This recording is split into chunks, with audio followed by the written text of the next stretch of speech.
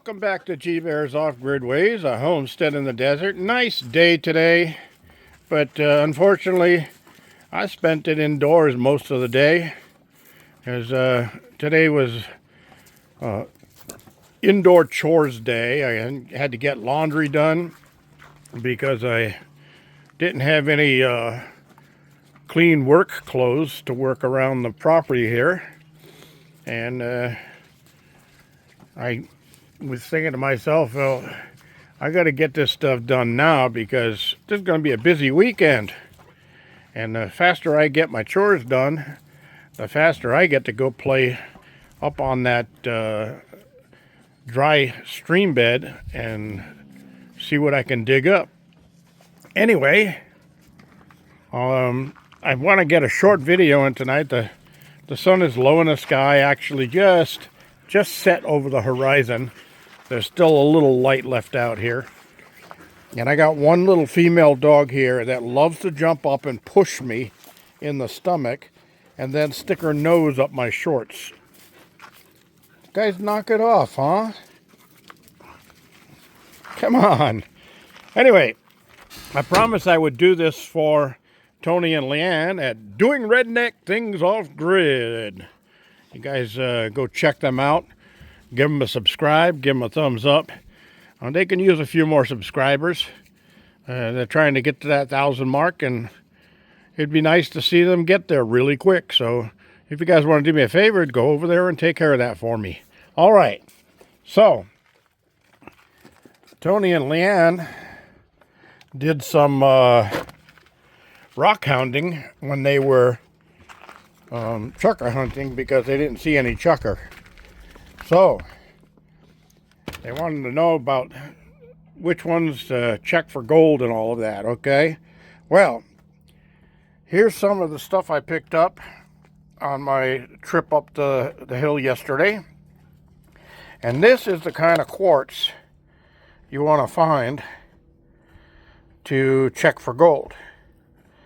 Okay, the stuff that is pure white, forget it. There's nothing in there. That's what they call bull quartz. And I think it's because it reminds with bull something else, right? But bull quartz is basically just a pretty white rock. Not going to get anything in it. Let's see, I think I got some piece over here, right here. Okay, this is a piece of bull quartz. Now this one's not too bad because it does have that little bit of black in it right there with a little red around it. But still, this would not be even worth my time trying to crush this up and pan it out to see what's in it. Now, something like this would be more the type of thing you want to pick up and check. Because, remember, gold rides an iron horse.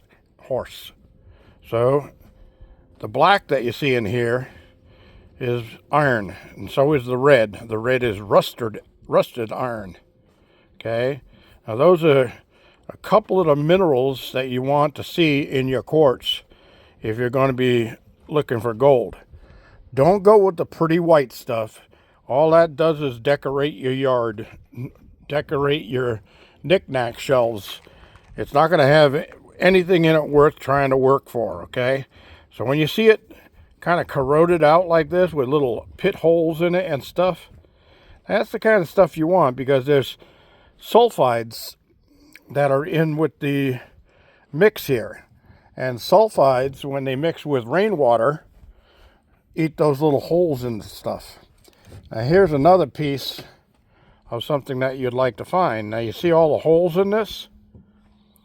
Okay, that's all from the sulfides eating away at this when it gets wet. All right, and on this side you see it's black and red, and on this side it's just toned from laying in the dirt this way.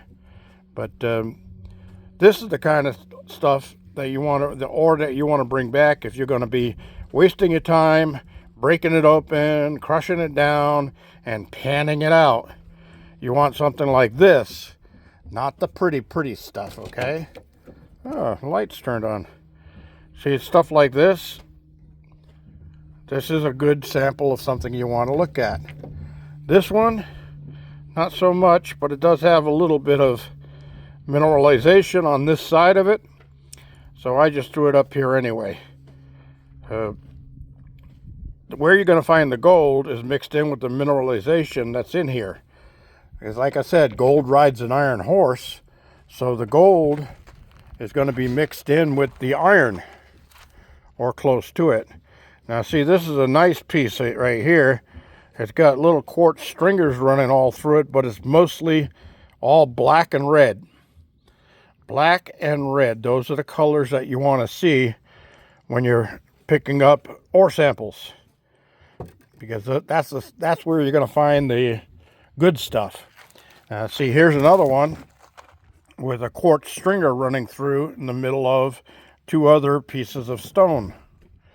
Okay, that quartz stringer is a little bit on the pure side, but you can see where it's been eaten away here from sulfides. And sulfides, when the sulfides mix with rainwater, it becomes sulfuric acid, so it starts eating away at the stone. So that's where you want to look, is in between the quartz and this other stone is where gold would have seeped in, like right in between that crack right there. It would have gotten inside of there and solidified during hydrothermal upheavals. And here's another one. This one I brought here because this thing is heavy. This is really heavy. All right, now, next, you scan over it with a metal detector and it doesn't ring anything. It doesn't make any sound. Or you take your pinpointer and you check it and it doesn't make any sound. Don't throw it away. Pinpointers and metal detectors, unless you have a really expensive VLF, which is a very low frequency metal detector with a special foot on the bottom of it to pick up on the smallest gold. You could throw away gold throwing something like this away. That's why they're here. Now this is a heavy son of a gun. I couldn't probably throw this more than maybe 20 feet. That's really heavy. That little stone weighs more than this big stone. That's why that one's here. Okay, and you can see the different colors in it. That's good. Now, remember, good old Jeff Williams says it all the time. The redder, the better. If it's got red in it like this, that's what you want to see. Okay, that's the good stuff. Okay, so red and black with stringers of quartz. Good stuff. Good stuff to bring home. Now, when you see rocks like this that have, looks like they're put together with layers, that's called sedimentary. Now, gold could be in this because you see the layers in between them. When they were forming because water and hydrothermal fluids were flowing through the area. And if gold was deposited in a crack or a crevice, and then more of the minerals came down and put the next layer on here, and you can see the different layers right here when you look at it. Okay, I see 1, 2, 3, 4, 5, 6. There's seven layers in this piece right there. So you could have gold in between those layers, and you can't tell because it's heavy or light or anything like that. That's not going to really tell you anything because there could be a lot of iron in there, and that's going to make it heavy.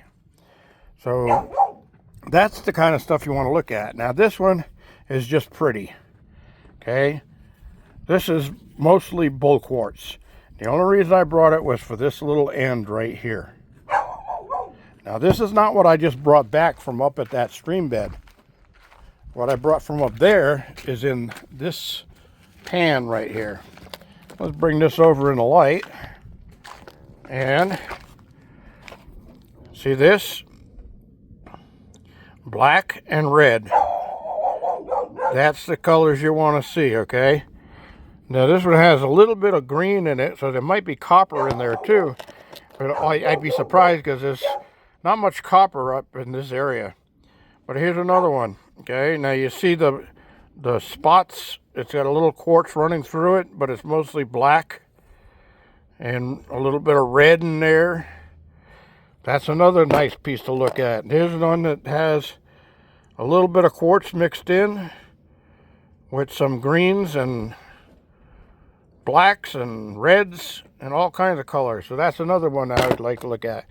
This one, I just picked it up because it was interesting to look at. No other reason on that one.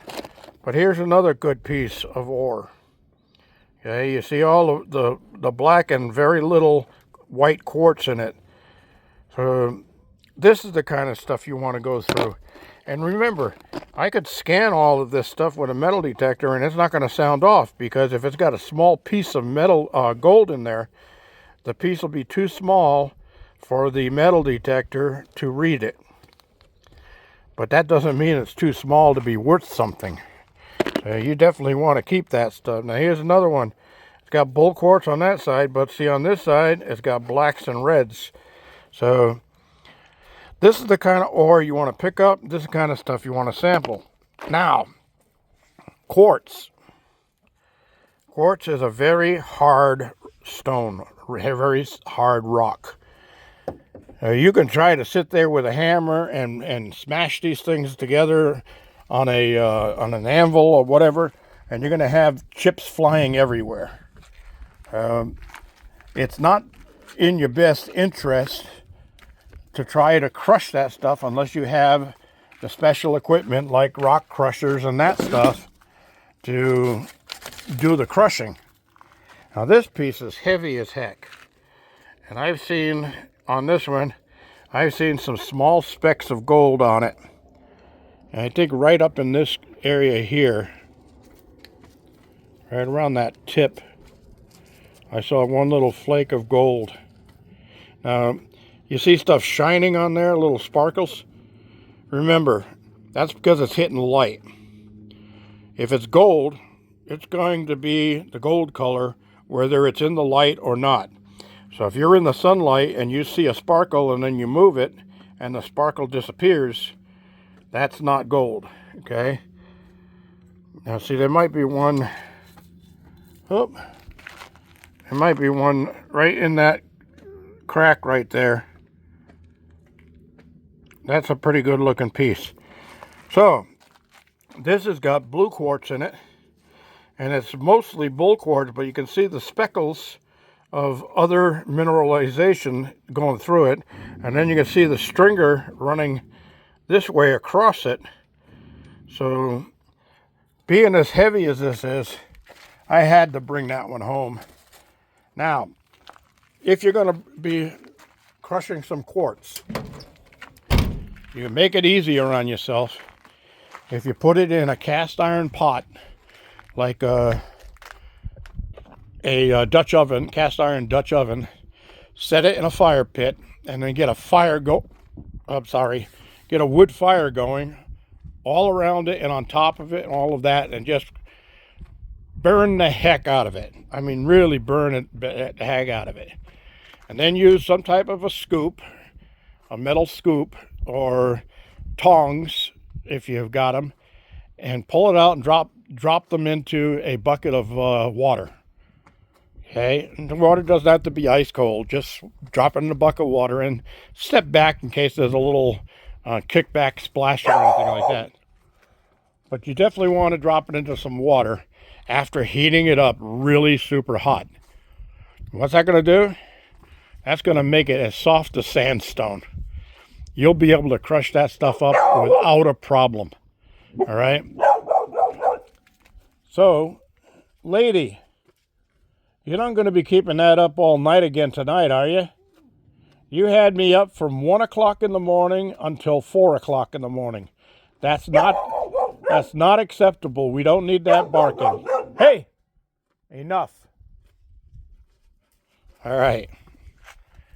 She's barking at the other dogs walking down the driveway.